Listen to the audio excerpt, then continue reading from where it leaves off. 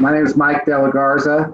I'm an investment advisor at Capital Investment Advisors and a member of the Money Matters team. I'm located out of our Denver office, and we have a question from one of our callers today. And the question is, I enjoy your videos. I have a question about which is better to do in retirement. I am age 61 and hope to retire by 63. I will have a monthly pension of $2,000 per month for the rest of my life. Is it better for me to start to withdraw my 401k in modest amounts and leave my Social Security payments alone until I reach age 70 to get the max?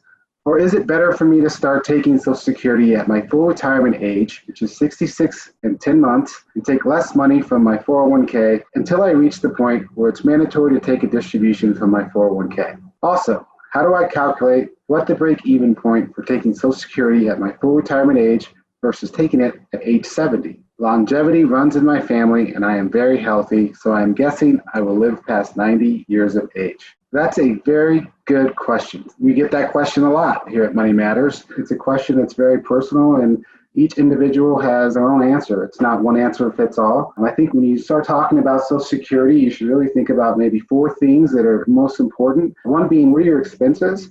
The second is going to be, what are your income sources?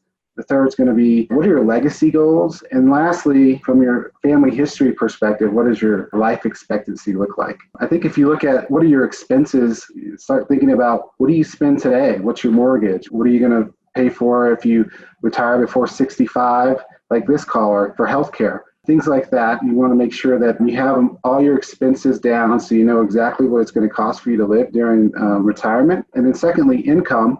You want to see where your income is going to come from. This particular caller is going to have a pension for $2,000 that she's going to have for the rest of her life, which is great. There could be other income sources like from rental properties. Perhaps there's another pension that may come in a little later down the road that could help take some pressure off of their investments. So even though they may not be available at 63, we want to be able to accumulate all those income sources so that we have them and can count them for the future. The next one is, what does your legacy planning look like? What are your goals for being able to provide for your family after you're gone? How much would you like to provide for them? If you take Social Security early, does that give you more money at the end to provide for your family? Or maybe you have enough assets where it really doesn't matter. And then you can have that choice of when you can take Social Security and it doesn't matter.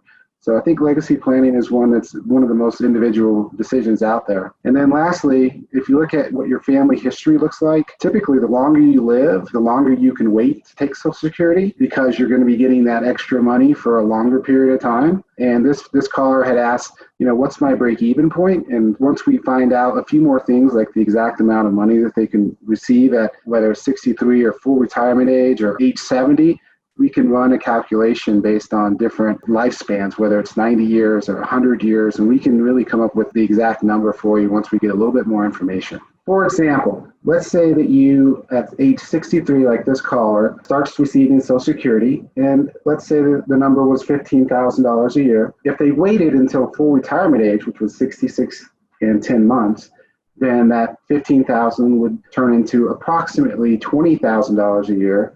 And at 70, that $20,000 will turn into just under $25,000 a year. So you can see if you have longevity in your life, waiting to get that additional $10,000 a year can really add up over time the longer that you live. Thank you very much for your question. If you have any additional questions for me or anyone else here in the Denver office, you can reach us at yourwealth.com. Thanks a lot.